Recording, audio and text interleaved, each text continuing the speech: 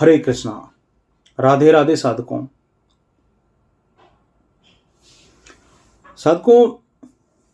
कुछ लोग left brain से काम करते हैं, कुछ लोग राइट ब्रेन से काम करते हैं, और उसका इन्फ्लुएंस ये होता है हमारी लाइफ पे कि कोई किस आइडियोलॉजी को फॉलो करता है, कोई किस आइडियोलॉजी को फॉलो करता है, कोई किस धर्म को फॉलो करता है, कोई किस धर्म को फॉलो करता है, कोई किस पॉलिटिकल पार्टी को फॉलो करता है, कोई किस पॉलिटिकल पार्टी को फॉलो करता है, कोई किस धर्म गुरु को मानता है तो कोई किसी दूसरे धर्म गुरु को मानता है।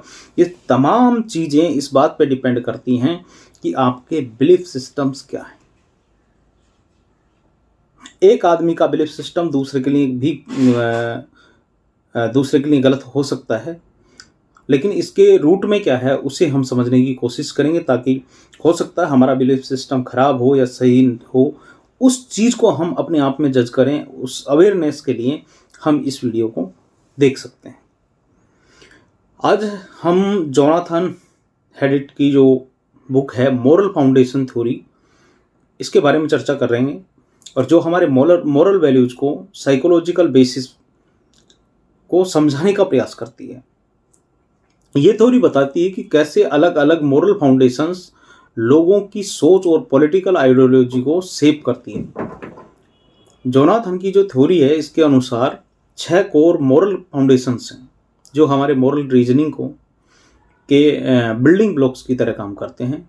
वो 6 इस तरह हैं: care, fairness, loyalty, authority, sanctity और लिबर्टी, यानी 6 चीज़।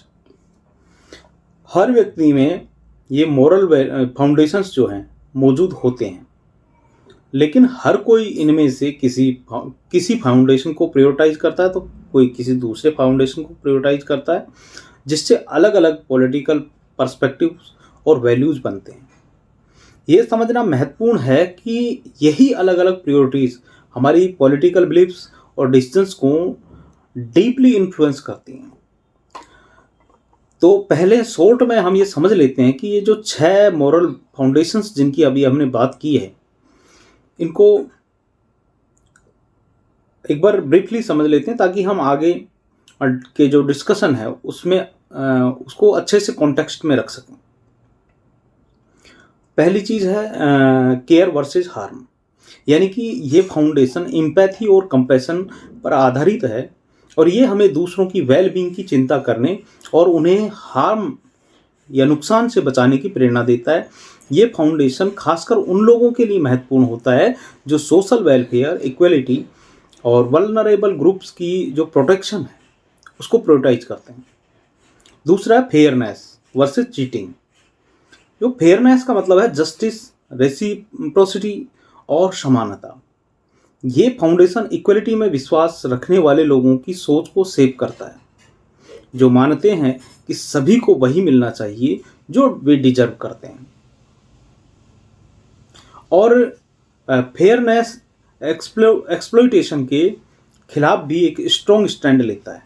नंबर 3, इसमें लॉयल्टी वर्सेस बिट्रेयल, यानी कि लॉयल्टी फाउंडेशन अलेजेंस पर आधारित है, जहां अपने ग्रुप, कम्युनिटी या नेशन के प्रति लॉयल्टी और सॉलिडेरिटी को इम्पोर्टेंस दी जाती है। पैट्रियोटिज्म और ग्रुप के साथ खड़े रहने की जो भावना है इसी फाउंडेशन का हिस्सा है। नंबर 4, अथॉरिटी वर्सेस सबवर्जन, यानी कि ये फाउंडेशन सोशल हायरार्कीज और अथॉरिटी फिगर्स के प्रति रिस्पेक्ट और ओबीडियंस को इम्पोर्टेंस देता है। ये लॉ, ट्रेडिशन और लीडर्स के प्रति रिस्पेक्ट पर जोर देता है, जिससे सोशल कोहेरेंस बनाए रखने में मदद मिलती है। नंबर 5, सैंक्टिटी वर्सेस डिग्रेडेशन, यानी कि जो सैंक्टिटी है फाउंडेशन सेक्रेडनेस और प्योरिटी पर आधारित है। ये अक्सर रिलीजियस बिलीफ्स और प्रैक्टिसेस से जुड़ा होता है और मोरली अपलिफ्टिंग और या डिग्रेडिंग बिहेवियर्स के प्रति स्ट्रॉन्ग बिलीफ्स को शेप करता है।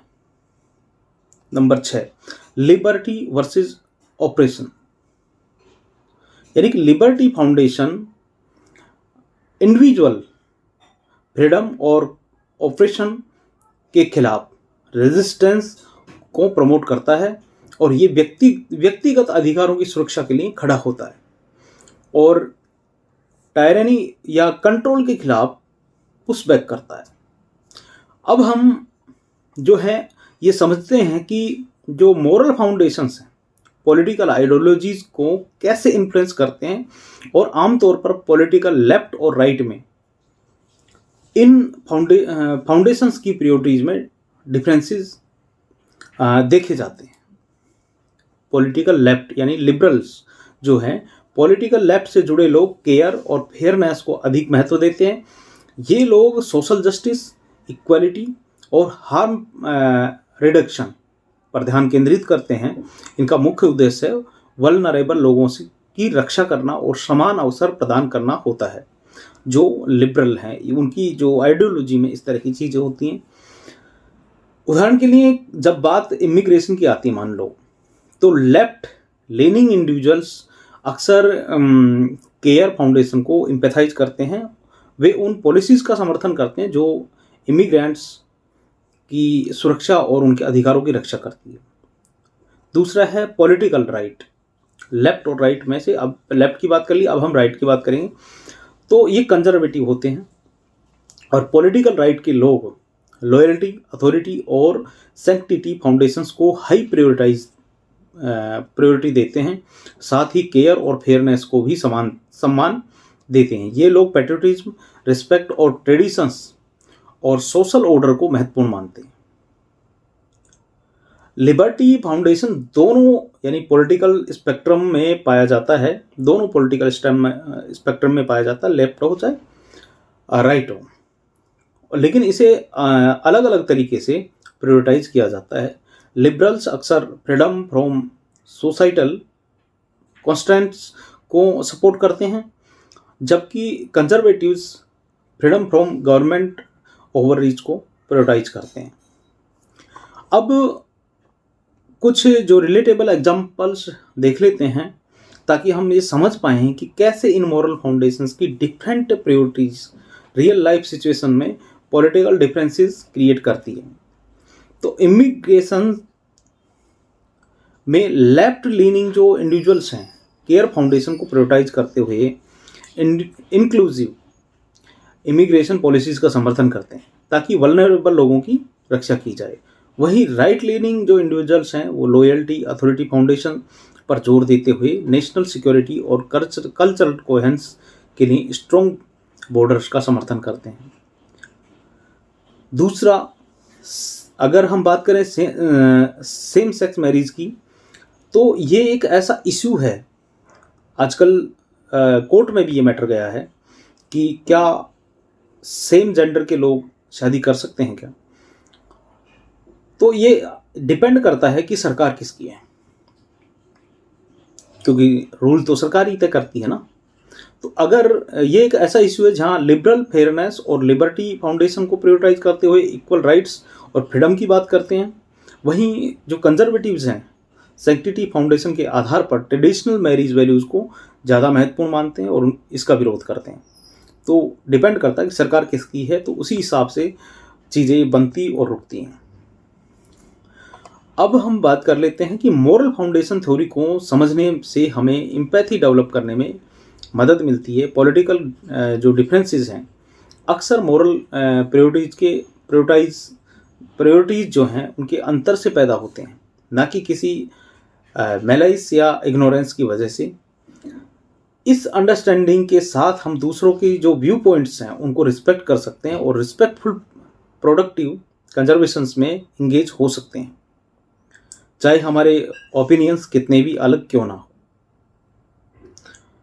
अब हम ये देखते हैं कि जो मॉरल फाउंडेशंस को समझने के बाद हम कुछ प्रैक्टिकल स्टेप्स भी ले सकते हैं जो हमें रिस्पेक्टफुल और प्रोडक्टिव कन्वर्सेशन में मदद करें, जैसे सेल्फ रिफ्लेक्शन। सबसे पहले अपने जो मॉरल फाउंडेशंस को पहचानें, ये समझें कि कौन सी वैल्यूज़ आपके लिए महत्वपूर्ण है और कैसे ये आपकी पॉलिटिकल व्यूज़ को शेप करती है। ये सेल्फ अवेयरनेस आपको बैलेंस्ड पर्सपेक्टिव देने में सहायक होगी। दूसरा, क्यूरियोसिटी और रिस्पेक्ट का एटीट्यूड रखें। हाँ, जब हम दूसरों को डिसएग्री करते हैं तो जजमेंटल होने के बजाय क्यूरियस रहें, ये समझने का प्रयास करें कि वे कौन सी मॉरल फाउंडेशंस को महत्व देते हैं और क्यों देते हैं, क्योंकि सबके अपने अपने चॉइस हैं। कोई किसी भी चीज़ को मान सकता है, किसी चीज़ को नहीं मान सकता।